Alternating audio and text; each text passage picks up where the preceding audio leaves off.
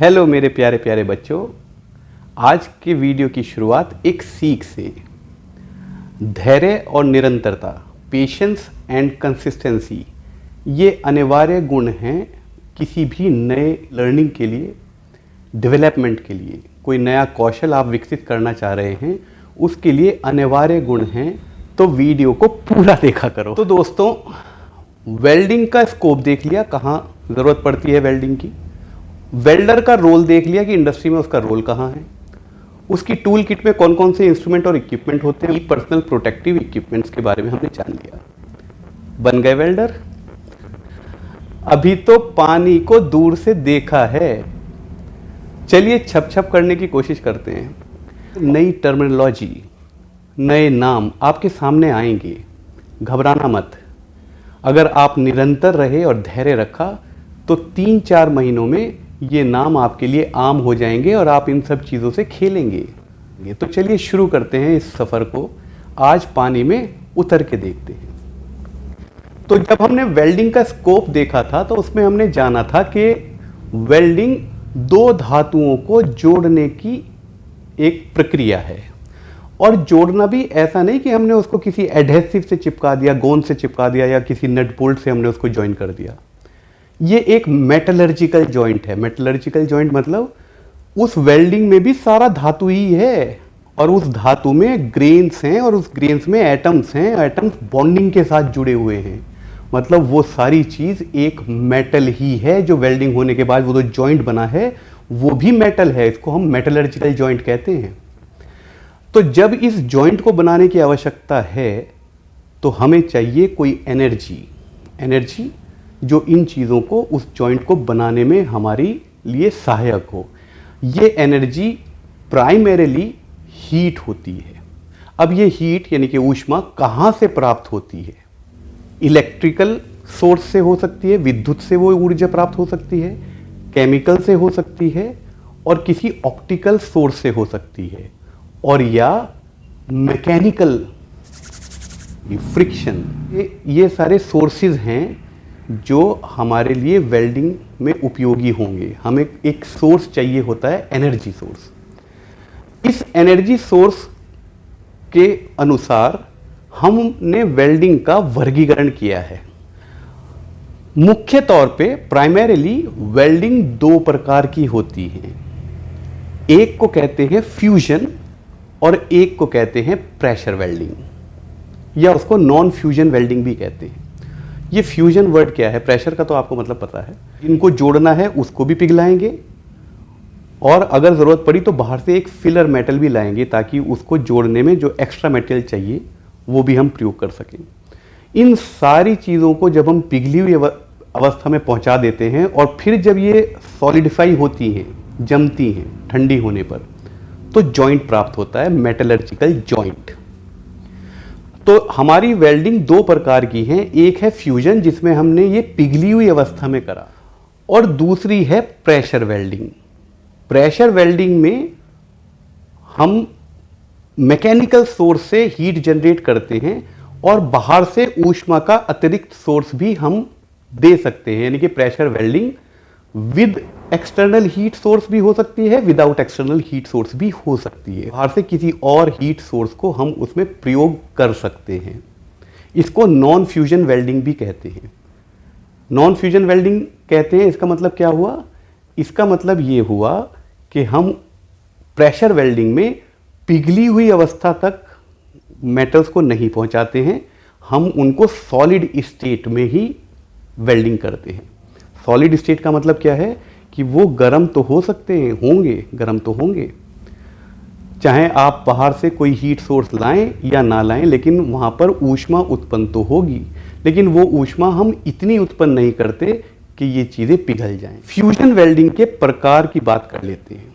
अब fusion welding में हमें धातुओं को पिघलाना पड़ेगा।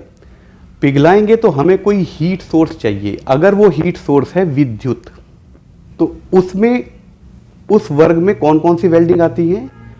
SMAW, जिसको शील्डेड मेटल आर्क वेल्डिंग भी कहते हैं। GMAW, जिसको गैस मेटल आर्क वेल्डिंग भी कहते हैं।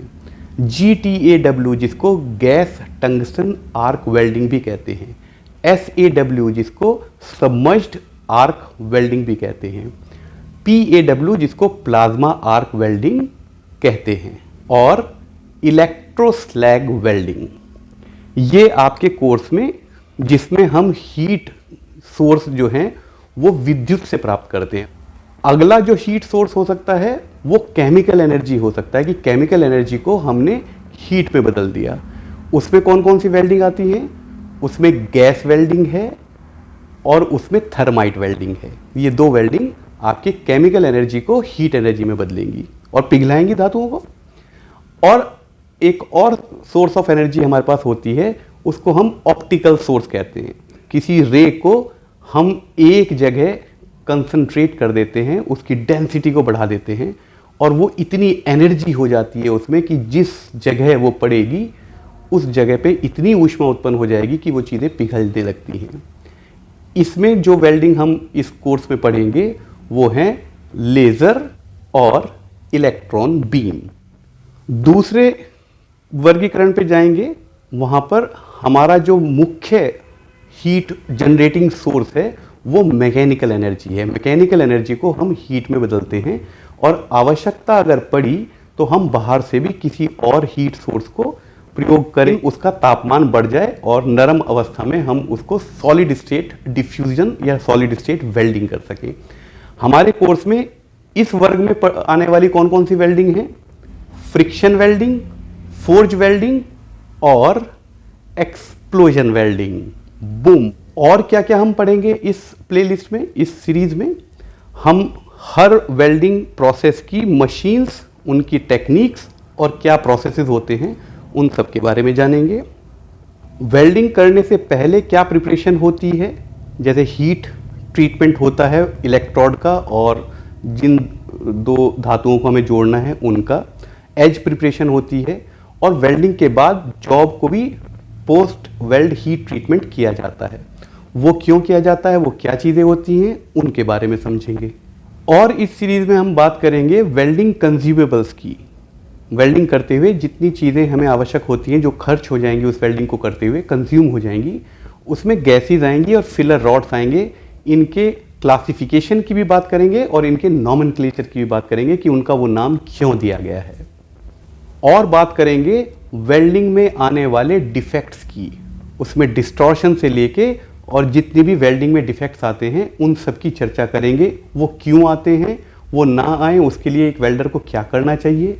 वेल्डिंग की टेस्टिंग की बात करेंगे, उसमें डिस्ट्रक्टिव टेस्टिंग भी होगी और नॉन डिस्ट्रक्टिव टेस्टिंग भी होगी। मतलब हम वेल्डिंग को, जॉइंट को तोड़ के देखना चाहेंगे उसमें कितनी स्ट्रेंथ है, और उसको रेडियोग्राफी और अल्ट्रासोनिक टेस्टिंग और डीपी टेस्ट से हम देखना चाहेंगे कि वेल्डिंग अच्छी हुई है या नहीं हुई है। वेल्डिंग की क्वालिटी को चेक करेंगे हम दो तरीके की टेस्टिंग से। एक को डिस्ट्रक्टिव कहते हैं, जिसमें हम तोड़ देते हैं, वो जॉब पर नहीं की जाती, टेस्ट पीस पे की जाती है। और एक नॉन डिस्ट्रक्टिव टेस्टिंग होती है जो जॉब पे की जाती है, क्योंकि अब उसको तोड़ तो नहीं सकते जॉब बनने के बाद। तो वेल्डिंग की क्वालिटी को हम चेक करते हैं वेल्ड टेस्टिंग से। और थोड़ी मैं बात करना चाहूँगा वेल्डर क्वालिफिकेशन के बारे में। WPS welding procedure specification, PQR procedural qualification record, और वेल्डर के सर्टिफिकेशन की।